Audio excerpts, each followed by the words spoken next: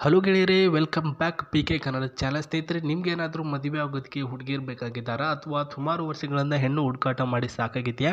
ನಿಮ್ಮ ಫೋಟೋ ಸಮೇತ ನಿಮ್ಮ ಬಯೋಡಾಟಾನ ನಮ್ಮ ಒಂದು ಜಿಮೇಲ್ ಐಡಿಗೆ ಕಳಿಸಿ sri9591@gmail.comಗೆ ನಿಮ್ಮ ಮಾಹಿತಿನ ಕಳಿಸಿಕೊಟ್ಟರೆ ನಿಮಗೆ ಕಂಪೇರ್ ಆಗುವಂಥ ಒಳ್ಳೆ ಹುಡುಗಿನ ಹುಡುಕಾಟ ಮಾಡುವಂಥ ಜವಾಬ್ದಾರಿ ನಮ್ಮದು. ಇವತ್ತು ನಮಗೆ ಅದೇ ರೀತಿಯಾಗಿ ಬಯೋಡಾಟಾ ಕಳಿಸಿರೋದು ಸಂಗೀತ ಅಂತ. ಇಲ್ಲಿ ಫೋಟೋದಲ್ಲಿ ನೋಡ್ತಕ್ಕಂಥವ್ರೆ ಊರು ಬಂದುಬಿಟ್ಟು ಮೈಸೂರಿನಲ್ಲಿ ವಾಸವಾಗಿರ್ತಾರೆ. ಕೆಲಸ ಬಂದುಬಿಟ್ಟು ನೃತ್ಯಗಾರ್ತಿ ಆಗಿರ್ತಾರೆ. ಒಳ್ಳೆಯ ಒಂದು ಸಂಬಳ ಕೂಡ ಪಡೆದುಕೊಳ್ತಿರ್ತಾರೆ ಸ್ನೇಹಿತರೆ.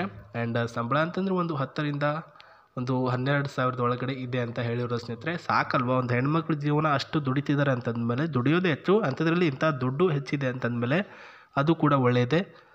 ಮನೆಯ ಯಜಮಾನಿ ನಾನೇ ಆಗಿದ್ದೇನೆ. ನನಗೆ ವಯಸ್ಸು ಬಂದು 28 ವರ್ಷ.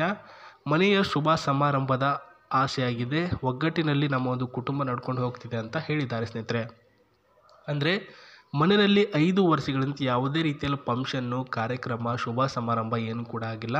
ನನ್ನ ಒಂದು ಮದುವೆಯೇ ಗ್ರ್ಯಾಂಡಾಗಿ ಮಾಡ್ಕೊಳ್ಬೇಕು ಅಂತ ಮನೇಲಿ ತೀರ್ಮಾನ ಮಾಡಿದ್ದಾರೆ. ಹಾಗಾಗಿ ಸಂಗೀತ ಅವ್ರನ್ನ ಮದುವೆ ಆಗುವಂಥ ಹುಡುಗ ಮೈಸೂರು ಸಿಟಿ ಬಿಟ್ಟು ಬೇರೆ ಹಳ್ಳಿಯ ಊರಿನವನಾಗಿರ್ಬೇಕಂತೆ. ಆ್ಯಂಡ್ ಪಾಯಿಂಟ್ಗಳು ಹೇಳಿರೋದು, ನಾನು ಸುಮಾರು 3 ವರ್ಷದಿಂದ ಮನೆಯ ಜವಾಬ್ದಾರಿ ಹೊತ್ತಿಕೊಂಡು ಹೋಗ್ತಾ ಇದ್ದೇನೆ. ಮನೆಯ ಹಿರಿಮಗಳಾದಮೇಲೆ ಮನೆ ಜವಾಬ್ದಾರಿ, ಮನೆ ಆಗು ಹೋಗುಗಳ ಬಗ್ಗೆ ಮಾಹಿತಿ, ಜೊತೆಗೆ ಮನೆಯ ಕೆಲವೊಂದಿಷ್ಟು ತೊಂದರೆಗಳೇನಿದೆ ಅದರ ಬಗ್ಗೆ ಸಾಲ್ವ್ ಮಾಡೋದು. ಈ ರೀತಿಯಾಗಿ ಮನೆಯ ಯಜಮಾನಿ ಆಗಿಬಿಟ್ಟು 3 ವರ್ಷಗಳಿಂದ ಇವರು ಜವಾಬ್ದಾರಿ ಹೊತ್ತಿಕೊಂಡು ಹೋಗ್ತಿರೋದು. ಯಜಮಾನಿ ಸಹ ನಾನೇ ಆಗಿದ್ದೇನೆ. ಪ್ರಸ್ತುತ ಈಗ ನಾನು 10 ಲಕ್ಷ ರೂಪಾಯಿ ಆಸ್ತಿ ಕೂಡ ಕೂಡಿ ಹಾಕಿದ್ದೇನೆ. ಅಂದರೆ ಸ್ವಲ್ಪ ಹೊಲದ ಬಗ್ಗೆ ಇನ್ಕಮ್ ಬರುತ್ತೆ ಆ್ಯಂಡ್ ಕೆಲಸ ಕೂಡದಿಂದ ಬರ್ತಕ್ಕಂಥ ಇನ್ಕಮ್ ಎಲ್ಲನೂ ಕೂಡ ಸೇರಿಸಿ ಸ್ವಲ್ಪ ದುಡ್ಡನ್ನ ಕೂಡಿ ಹಾಕಿದ್ದೇನೆ ಅಂತ ಹೇಳಿದ್ದಾರೆ. ದಿನಾನು ನನ್ನ ಒಂದು ಜೊತೆಗೆ ಕಾರ್ನಲ್ಲಿ ಸುತ್ತಾಡೋದಕ್ಕೆ ನೀವು ಬರಬೇಕು. ಇವ್ರ ಹತ್ರ ಒಂದು ಕಾರ್ ಇದೆ ಸ್ನೇಹಿತರೆ. ಸೊ 10 ಲಕ್ಷ ಸೇವ್ ಮಾಡೋಕ್ಕೂ ಮುನ್ನ ಸ್ವಲ್ಪ ದುಡ್ಡು ಇತ್ತು ಇವರ ತಂದೆ ಅವ್ರದ್ದು ಹಳೇದು. ಆ್ಯಂಡ್ ಆ ಒಂದು ದುಡ್ಡಿನಿಂದ ಕೂಡ ಪ್ರಸ್ತುತ ಇವರು ಒಂದು ಕಾರನ್ನು ತೆಗೆದುಕೊಂಡಿದ್ದಾರೆ. ಆ ಒಂದು ಕಾರಿನಲ್ಲಿ ನೀವು ಅವ್ರ ಜೊತೆ ಸುತ್ತಾಡೋಕ್ಕೆ ಹೋಗಬೇಕು ಮದುವೆ ಆದ ನಂತರ. ಅದರಂತೆ ನಾನು ನಿಮಗೆ ವರದಕ್ಷಿಣೆ ಅಂತ ಏನು ಸಹ ಕೊಡೋದಿಲ್ಲ. ಪ್ರಸ್ತುತ ಒಂದು ಕಾರ್ ಕೊಡ್ತೀನಿ ನಿಮಗೆ. 1 kg ಆಗಿರ್ತಕ್ಕಂತಹ ಒಳ್ಳೆಯ ಆರೋಗ್ಯವಂತಹ ನಾನೇ ಇರ್ತೀನಿ ಸ್ನೇಹಿತರೆ. ಆ್ಯಂಡ್ ಸ್ವಲ್ಪ ಬಂಗಾರ ಹಾಕ್ತಾರಂತೆ. ಅದು ಬಿಟ್ಟರೆ ಏನು ಕೂಡ ಕೊಡಲ್ಲ ಅಂತ ಹೇಳಿರೋ ಸ್ನೇಹಿತರೆ. ಅವರು ನೋಡೋದಕ್ಕೆ ತುಂಬ ಲಕ್ಷಣವಾಗಿದ್ದಾರೆ. ಆ್ಯಂಡ್ ಅದೇ ರೀತಿಯಾಗಿ ಅವ್ರ ಹತ್ರ ಇರತಕ್ಕಂತಹ ಕಾರು ಕೂಡ ನೀವು ನೋಡ್ಕೊಳ್ಬೋದು. ದ ರೇಂಜ್ ರೋವರ್ನಲ್ಲಿ ಈ ಒಂದು ನೆಕ್ಸನ್ ಕಾರ್ ಇದೆ ಸ್ನೇಹಿತರೆ ಅವ್ರ ಹತ್ರ. ಆ್ಯಂಡ್ ಇದೇ ನಾನು ಹೇಳಿರೋದು ಅವ್ರ ಹತ್ರ ಮೊದಲನೇ ಕಾರು ಪರ್ಚೇಸ್ ಮಾಡಿರ್ತಕ್ಕಂಥದ್ದು. ಅವರ ಫ್ಯಾಮಿಲಿಯಲ್ಲಿ ಯಾರೂ ಕೂಡ ತೆಗೆದುಕೊಂಡಿರಲ್ಲ.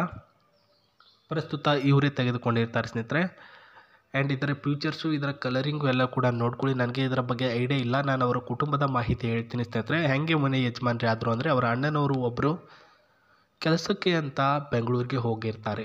ಅಂದರೆ ಮನೆಯ ಜವಾಬ್ದಾರಿ, ಮನೆ ಹಿರಿಯ ಮಗನಾಗಿರಬೇಕಲ್ವ. ಹಾಗಾಗಿ ಕೆಲಸಕ್ಕೆ ಅಂತ ಬೆಂಗಳೂರಿಗೆ ಹೋದಾಗ ಪ್ರಸ್ತುತ ಒಂದು ಹುಡುಗಿ ಜೊತೆ ಲವ್ ಆಗಿ ಅಲ್ಲೇ ಸೆಟಲ್ ಆಗಿರ್ತಾರೆ.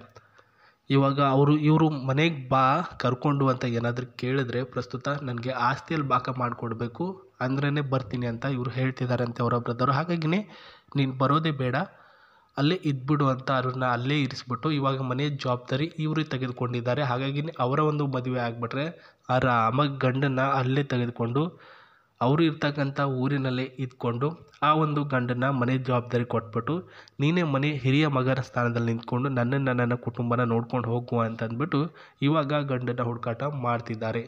ಅರ್ಥ ಆಯಿತು ಅಂತ ಅಂದ್ಕೊಳ್ತೀನಿ. ಆ್ಯಂಡ್ ಸ್ನೇಹಿತರೆ, ನೀವು ಕೂಡ ಒಂದು ಜವಾಬ್ದಾರಿಯುತ ಸ್ಥಾನದಲ್ಲಿ ನಿಂತ್ಕೊಂಡು ಅವ್ರು ಹೇಳಿರ್ತಕ್ಕಂಥ ಪಾಯಿಂಟ್ಗಳೇನು ಹೇಳಿದ್ದಾರೆ, 4ರಿಂದ 6 ಪಾಯಿಂಟ್ಗಳು ಹೇಳಿದಾರಲ್ವ, ಅದೆಲ್ಲನೂ ಕೂಡ ನಿಮ್ಮ ಹತ್ರ ಅಪ್ಲೈ ಮಾಡಿಕೊಂಡು ಅವರನ್ನು ಚೆಂದವಾಗಿ ನೋಡ್ಕೊಂಡು ಹೋದರೆ ಅಷ್ಟೇ ಸಾಕು. ಆ್ಯಂಡ್ ಇದರ ಒಳಗಡೆ ಇರ್ತಕ್ಕಂಥ ಸಿಸ್ಟಮ್ ಕೂಡ ನೀವು ನೋಡ್ಕೊಳ್ಬೋದು.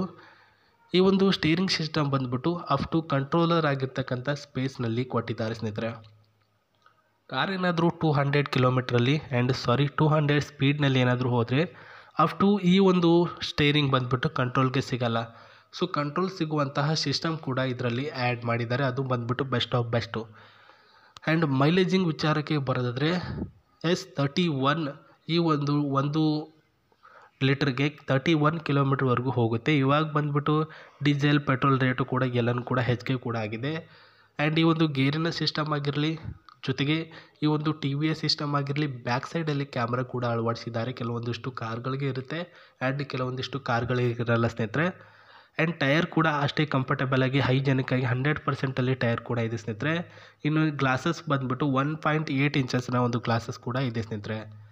ಸೊ ನೋಡ್ಕೊಳ್ಳಿ, ಎಲ್ಲ ಮಾಹಿತಿ ತಿಳಿಸಿದ್ದೇನೆ. ಇವಾಗ ನಿಮ್ಮ ಅಭಿಪ್ರಾಯ ತಿಳಿಸೋದು ಅಷ್ಟೇ ಬಾಕಿ ಇದೆ ಸ್ನೇಹಿತರೆ. ಬೇಗ ಬೇಗ ಕಮೆಂಟ್ ಬಾಕ್ಸಲ್ಲಿ ನಿಮ್ಮ ಅಭಿಪ್ರಾಯವನ್ನು ವ್ಯಕ್ತಪಡಿಸಿ ಅಂತ ಹೇಳ್ತಾ ಮತ್ತೆ ನಾನು ನಿಮಗೆ ಸಿಗ್ತೀನಿ. ನಮಸ್ತೆ, ಬಾಯ್.